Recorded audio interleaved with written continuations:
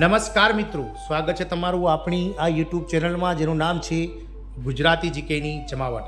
તો આજના ગુજરાત રાજ્ય સરકારના શિક્ષણ જગતના સમાચાર સાથે આપણે આ વિડીયોમાં ઉપલબ્ધ છીએ.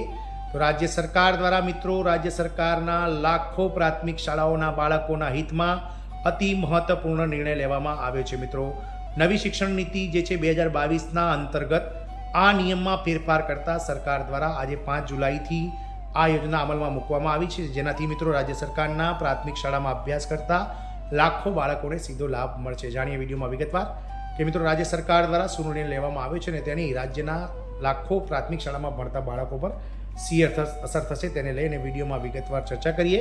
તો વિડીયોના અંત સુધી આપ બન્યા રહો. જો ચેનલમાં આપ પહેલીવાર વિડીયો જોતા હોય, નવા સબસ્ક્રાઈબર હોય તો ચેનલને અમારી લાઇક શેર સબસ્ક્રાઈબ કરી બાજુમાં રહેલું બેલ આઇકોન દબાવીને ઓલ નોટિફિકેશન ઓન કરી લો, જેથી કરીને ચેનલ પર મૂકવામાં આવતા આવા રાજ્ય સરકારના શિક્ષણ જગતના સમાચારો તમને અમારા ચેનલના પ્લેટફોર્મ પરથી સરળતાથી ઉપલબ્ધ થઈ જાય.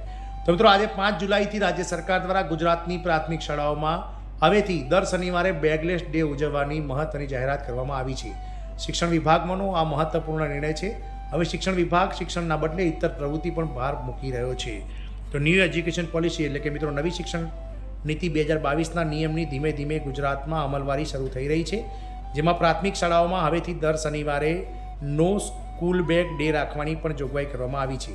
ત્યારે ગુજરાતની પ્રાથમિક શાળાઓમાં આવતા આજે 5 જુલાઈથી નો સ્કૂલ બેગનો અમલ થશે. શનિવારે પ્રાથમિક શાળાના વિદ્યાર્થીઓ સ્કૂલ બેગ વગર જ શાળામાં મિત્રો આવ્યા હતા અને શનિવારે શાળામાં અભ્યાસ સિવાય ઇતર પ્રવૃત્તિઓ કરવામાં આવી હતી. વિદ્યાર્થીના સર્વાંગી વિકાસનો મુખ્ય હેતુ તો નવી શિક્ષણ પોલિસીનો નો સ્કૂલ બેગના નિયમમાં વાત એવી છે કે દરેક પ્રાથમિક શાળામાં દર શનિવારે વિદ્યાર્થીઓને સ્કૂલ બેગ વગર બોલાવવામાં આવશે અને શૈક્ષણિક પ્રવૃત્તિ કરતાં વધુ ધ્યાન ઇતર પ્રવૃત્તિ પર ધ્યાન આપવામાં આવશે. અને આ ઇતર પ્રવૃત્તિ દ્વારા બાળકોનો વિકાસ એ સર્વાંગી વિકાસ થાય તે હેતુથી આ નિયમ એ નવી એજ્યુકેશન પોલિસીમાં દાખલ કરવામાં આવ્યો છે. કમિટીના નિર્ણય બાદ પ્રવૃત્તિઓ પર સ્પષ્ટતા થશે. શાળામાં શારીરિક કસરતો, યોગ, બાલસભાનું આયોજન કરવામાં સૂચનાઓ અપાઈ છે.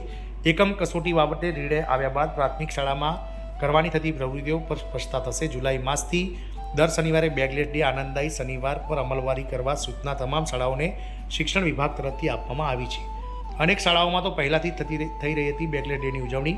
નવી શિક્ષણ નીતિ 2022 મુજબ શિક્ષણ વિભાગે હવે ગુજરાતની પ્રાથમિક શાળામાં દર શનિવારે નો બેગલેસ ડે ઉજવવાનો નિર્ણય કરવામાં આવ્યો છે. જોકે રાજ્યની અનેક સરકારી અને ખાનગી શાળાઓ શૈક્ષિક રીતે અઠવાડિયામાં 1 દિવસ અથવા તો મહિનામાં 1 દિવસ બેગલેસ ડે રાખતી હોય છે, જેમાં વિદ્યાર્થીઓને શિક્ષણથી અલગ ઇતર પ્રવૃત્તિઓ કરાવાતી હોય છે. જોકે હવે રાજ્ય સરકારના પરિપત્ર બાદ દરેક પ્રાથમિક શાળાઓમાં શનિવારે બેગલેસ ડે ઉજવવાનો નિશ્ચિત મિત્રો અમલ થશે. આ મિત્રો આજથી 5 જુલાઈથી રાજ્યની પ્રાથમિક શાળાઓમાં બેગલેસ ડે ઉજવવાની મિત્રો શરૂઆત થઈ ગઈ છે. આનાથી લાખો બાળકોના જે સર્વાંગી વિકાસ છે તેનો સરકાર દ્વારા જે છે તેના પર ભાર મૂકવામાં આવે છે અને ઇતર પ્રવૃત્તિઓ થકી રાજ્યના બાળકોનો જે સર્વાંગી વિકાસ છે તેને મિત્રો મહત્તમ ઊંચાઈએ લઈ જવા માટે શિક્ષણ વિભાગે આ અતિ મહત્વપૂર્ણ નિર્ણય લીધો છે. આપ સૌને જણાવી દઈએ કે યુરોપિયન કન્ટ્રીઝ સાથે જ એશિયાના જે મિત્રો વિકસિત રાષ્ટ્રો છે તેઓ પહેલાંથી જ મિત્રો આવા બેગલેસ ડે યોજવી અને શાળા લેવલથી જ મિત્રો વિદ્યાર્થીઓમાં જે છે તે મિત્રો ઇતર પ્રવૃત્તિઓ સ્પોર્ટ્સ વગેરેને લઈ અને મિત્રો જે સભાનતા છે તે લાવવાનો પ્રયત્ન કરતી હોય છે. હવે ગુજરાત સરકાર પણ આ રાહે ચાલી છે અને સરકારી જે બાળકો છે શાળામાં ભણતા બાળકો તેમની ઇતર પ્રવૃત્તિઓ પર ભાર મૂકવા માટે હવે આજથી જે છે તે મિત્રો બેગલેસ ડે ઉજવવાની જાહેરાત કરવામાં આવી છે. જય હિન્દ.